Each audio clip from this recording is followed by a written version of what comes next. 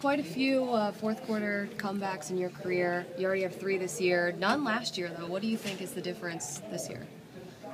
I don't know. I really can't tell you, the reasons why we're winning the game in the fourth quarter. The only thing I know is that we're winning them, and that's what's most important. What does it say about the team with all the things that you guys have overcome, the injuries, the special team problems that you guys have, that you're 3-1 now? It says a lot about us. It says that, we continue to fight to the end. Stay in the game however we can, find a way to win, and that's what good football teams have to do. You got to find a way to win, regardless of what happened throughout the course of the game. Mike, did the Giants just have really good coverage on Jeremy last game, or was it just the design of the offense that he probably wasn't going to be as featured? Or they did a little bit of everything. They rode the coverage of Jeremy a little bit. Didn't really try to take him away, but things were just going in a different direction. And Jeremy, he'll have his moments, he'll have his days where he get out there and he's productive for us. And the thing is, he just can't get discouraged and got to keep fighting. How tough is this matchup going to be with Pittsburgh this week? It's going to be a tough matchup with Pittsburgh this week. It's always a tough matchup.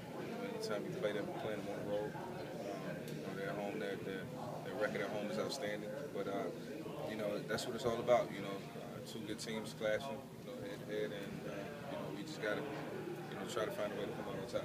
4 games, 4 different leading receivers. Have you been looking for more balance as far as distribution on the passing plays? Not really. I just try to distribute the ball the best way I can.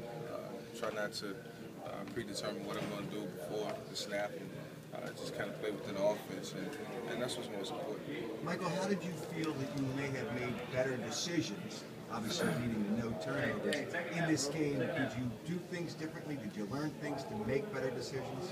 Not really. I've always felt like I could play that way.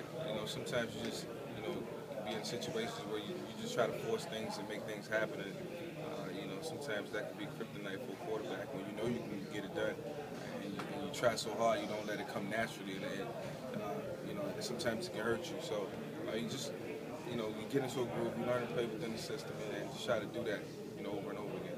Mike, how much did the Steelers getting Troy back and getting Harrison back influence your team's week of preparation and what you can and can't do if they were and weren't in the lineup?